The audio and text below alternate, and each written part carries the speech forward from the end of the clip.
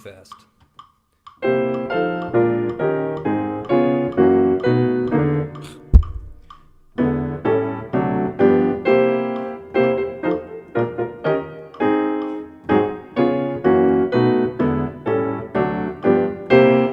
Okay, woo. That's a little too fast even for me. Hey everyone, Tony Winston here with Jazz Piano College. I was just thinking back to when I started studying jazz with a teacher. I was about 30, 32 maybe. And, I was already kind of playing jazz and playing swing music, but I didn't really know what I was doing. And, I was already playing in bands and, had done a lot of classical music also.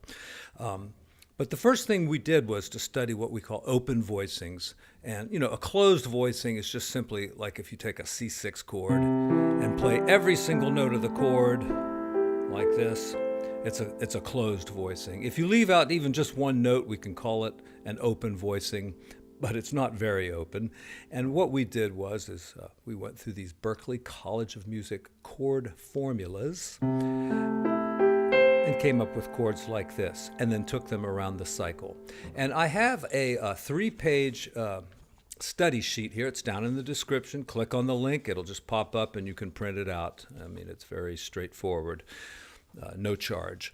And I will go through this step by step, all 3 pages, but I'm going to start even a little bit more basic than this. So some of the basic things I think you need to know before you can even start working on open voicings is a knowledge of the major scales. And I'll just do 1 octave, though 2 is better.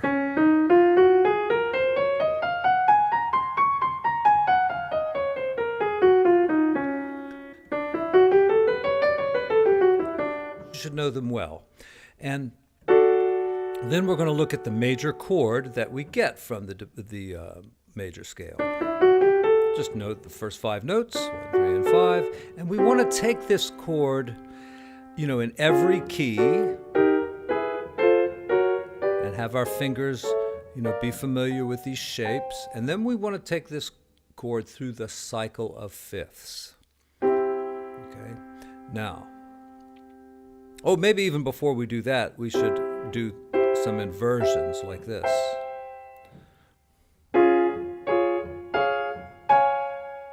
And generally the fingering is 1, 3, 5, 1, 2, 5, 1, 3, 5, and 1, 3, 5. Though, sometimes you can use 1, 2, and 4. It's okay. Then we want to take these chords through the cycle of fifths, and that simply means that you're taking the root of the chord and moving it down a fifth or up a fourth. It's the same thing. It's called cycle of fourths, cycle of fifths, or just the cycle or the circle. It all means the same thing. And so we're going to start by going up a fourth and then down a fifth. Because, if I keep going up, I'm going to run out of room. Same if I keep going down, So I'm just going to go up and down. Up to up a fourth and down a fifth. Now down a fifth is here, not here. So B flat, up a fourth to E flat, down. There's a shortcut to knowing what the next chord is. I could go up again. Now, if you look at the middle note, the next note up is your root. So F. Let's see, the next note up is B flat. All right, the next note up is E flat, but I'm going to come down here. Then here's A flat, here's D flat, here's G flat. And also notice that once I hit the black keys, B flat here, I stay on them for all 5 chords that are built on black keys. So E flat, A flat, D flat, and G flat. Then I'm into B, E, A, D, it spells bead, and then G and C. All right, one more time. We also have B, E, A, D on the black keys. B, E, A, D, all flats, of course. G flat, and then B, E, A, D again. And you should be able to do this pretty quickly. Now, another exercise, I'm not going to insist that you do this one right away, but you could take the C, and then go to F like this, an inversion, and then B flat like this. Keep doing these. In fact, this seems pretty useful to me, so, because in the blues, you're going. So this is a good exercise. It's also a good idea to do all this with the left hand.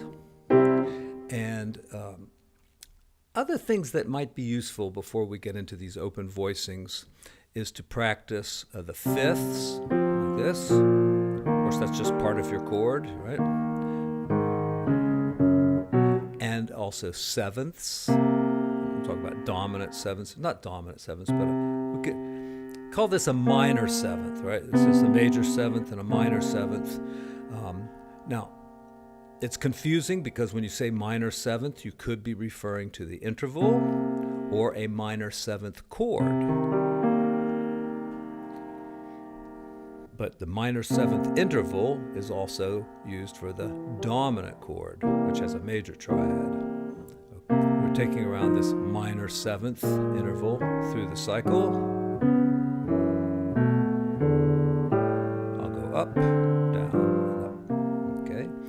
Then we can take, let's do some stuff with the right hand. Let's take only the first inversion. So now our root is up on top. This is the note we can look at for the finding the next chord. So C's going up to F here, going up to B flat next. But the root is on the top here, up to E flat on the top, up to A flat on the top, up to D flat on the top, and so forth.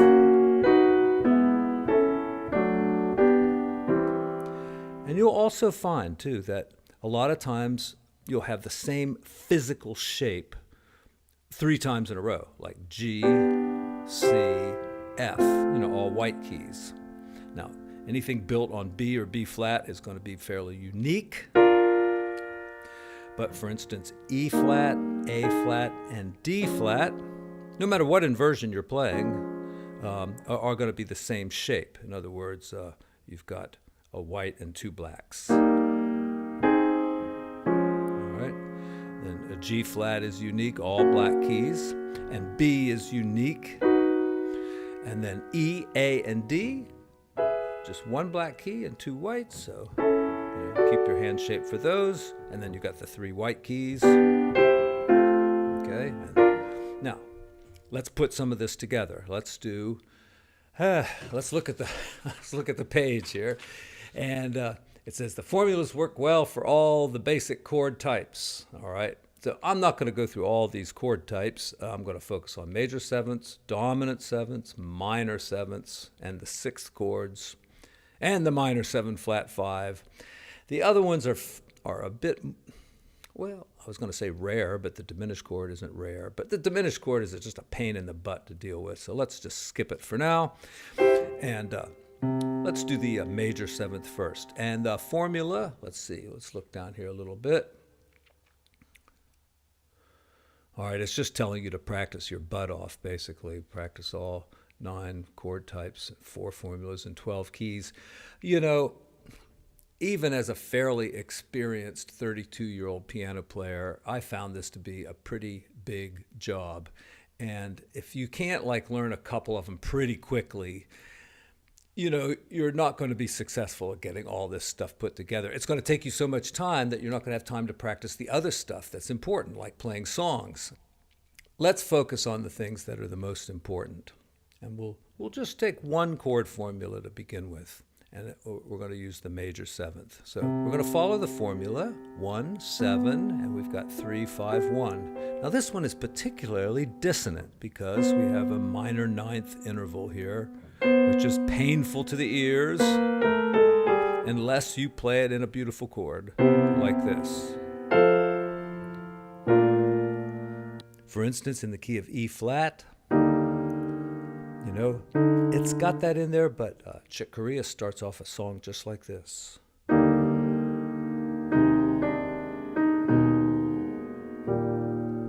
It's just a beautiful sound.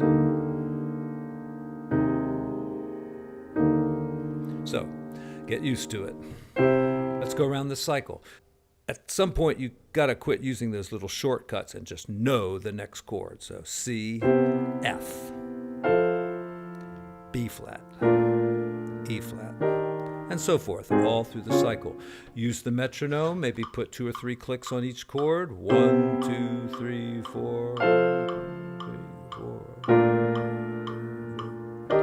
Use the pedal so you can get your fingers ready on the next chord. Like that. Now, if you can get that fairly quickly, if you can get through all 12 keys there, it's not too hard to just change one note. And now you have the dominant seventh. And you can go through those exactly the same way. When you are comfortable with these, we're going to change one more note.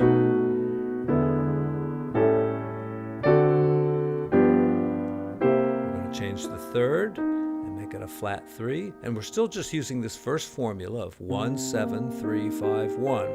You know, you have to know whether it's a regular 7 or a minor 7, a major third or a minor third for whatever chord you're doing. If you're playing a minor 7 flat 5, you have to change this one too. But right now we're on the minor 7th, so here we go. We're going up to F minor.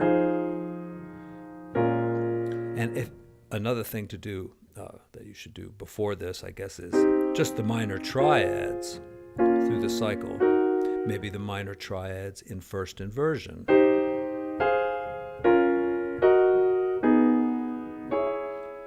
Minor sevenths, here we go. I'll start in the middle. I'm going to start on F sharp minor. B, E, A, D, G, and C. Now, just to quickly take a look at some of the other formulas. The one with the third on top, you know, if you're playing a song, let me think of a song. Oh, yeah, All the Things You Are, okay? Has the third on top of F minor, B flat minor, third on top, E flat dominant 7th, and A flat major 7th. All have the third on top. So if we were practicing this through the cycle, we're going to use root and 5th, all right? And then it's B flat minor, and then E flat minor. Or if we were doing major chords, it'd be something like this.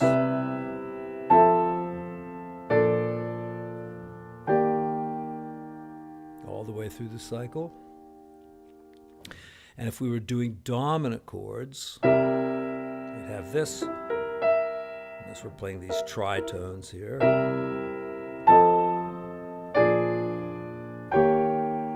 However, the dominant chord, and I'm sure you've heard this if you've been watching YouTube videos and studying this stuff, that usually in a dominant chord, we leave out the 5 because, you know, you can put in so much good stuff, like the flat 9, you know, the sharp 11. Or the sharp 9 and the flat 13, you know. So you leave out the 5. So even though this formula works and it will sound pretty solid if you're using it, I like to change it to a flat 7 here. Now we've got 2 flat 7s and 2 melody notes, so, you know, right away we can make a change of maybe putting the 13 into this chord, but this is getting beyond what I want to cover, you know. Those chords all sound great, but the dominant 7th will sound just as good with this root and 7 in the left hand.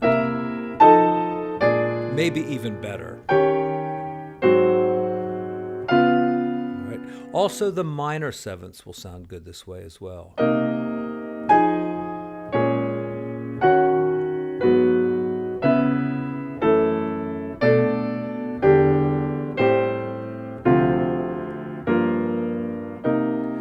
Notice how easy some of them are. E minor, A minor.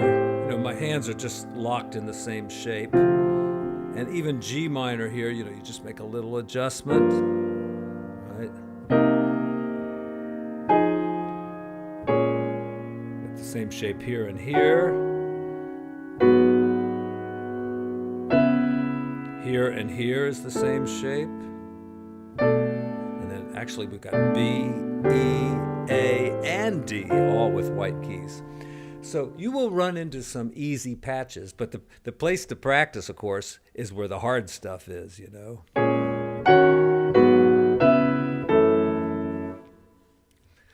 The fifth in the melody, and you know what you're doing here, you know, is you're getting ready to play songs from the real book. Got the real book right here, and you're looking at these songs. Let's take, well, let's do All the Things You Are. I think is a good one to work on this,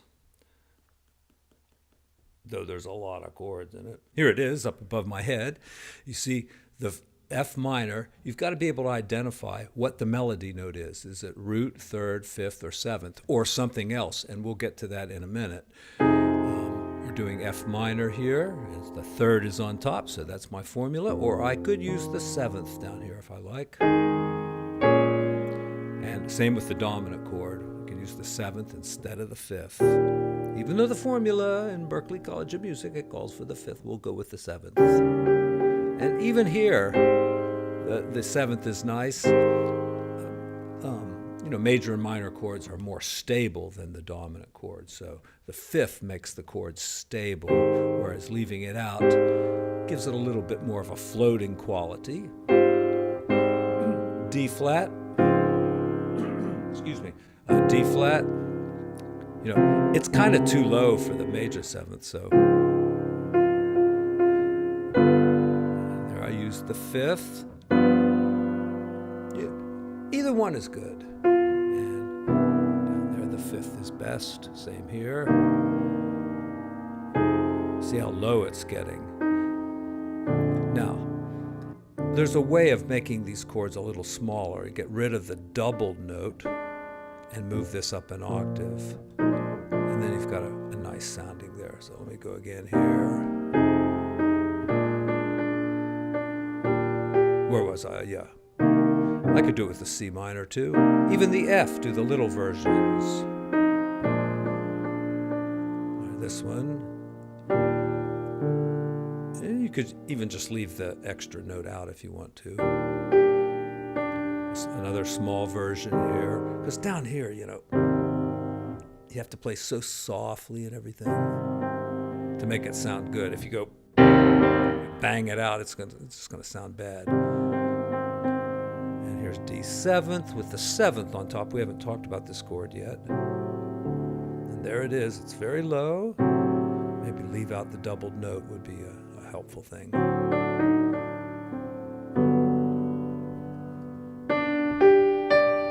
And here we get to an A minor. Now, this note is not part of the chord. I mean, it is if you think of it an A minor 11th chord, but we're just dealing with basic chord types right now. So let's do our formula, which I'm going to use the seventh here. And our formula for, you know, I'm looking for a note that's close to that note. So the third is close. So I got root 7, 3, 7, 3. Or following the formula, I could use the 5. And then I just changed the top note. Okay. Now we could also look at another formula too with a fifth on top. So A minor like this. This is the third formula with the fifth on top. And just change that note. And another way of dealing with this is to refer to a whole nother set of chord formulas called the tension formulas. 9ths, 11ths, and 13ths are tensions or extensions. Extensions, tensions, color tones, all the same thing. Usually the 9ths, the 11ths, or the 13ths. So we're dealing with that A minor, and I just simply took the third chord formula and move this down. And this is actually the same as the tension formula, the girl from Ipanema. Okay, yeah, I mean, we could do this. All right, so we got a major 7th chord first, and we got this note on top. So let me use the one with the third on top, change it to that. Now we've got G7 with the root on top. So there's the formula, 1, 7, 3, 5, 1. G minor 7th, 1, 5, 7-3-7. I don't think we've talked about this formula yet, but with the seventh on top, that's what you do. All right, seventh is on top of this one. And I'm using the fifth, like the formula says. There's nothing wrong with that. All right, how about the bridge? Got a major seventh chord, root, fifth, 7-3-7. And how do I find them so quickly? Well, I've taken it through the cycle. I've played them up and down like this too. That's actually easier, I think. Anyway, we get the major seventh. Here we have a 9 on top, so I'm just going to use one of my made-up voicings. Guitar players know that voicing. And then here we have a 9 on top, so I'll use the third and change it. All right, same thing here. The 9 is on top. It's an easy little personal chord formula to remember. Root third, 7 and 9. Okay, and the formula altered to fit the melody.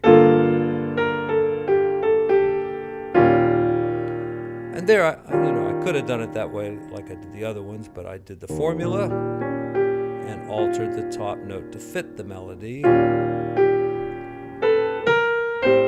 right, third on top.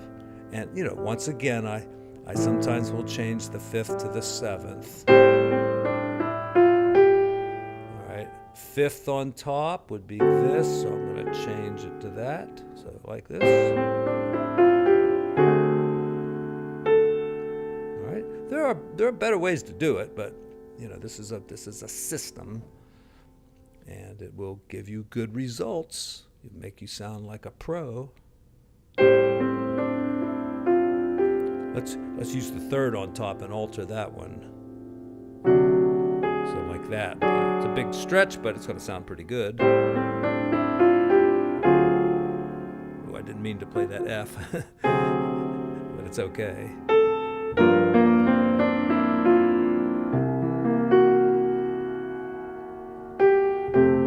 right, one more song just to demonstrate this.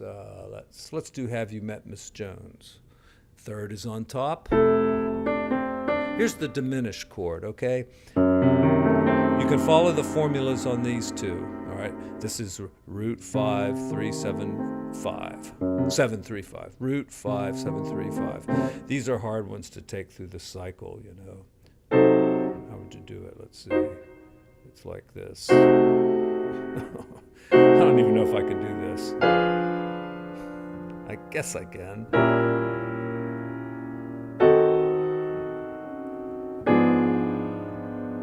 Ooh. All right, I'm a pretty good player, but we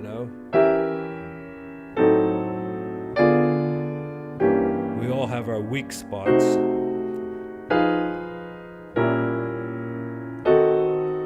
So, you got to know the sixths in the left hand. And then the right hand, you got to know these shapes. It's a tough one. Why'd I pick this song?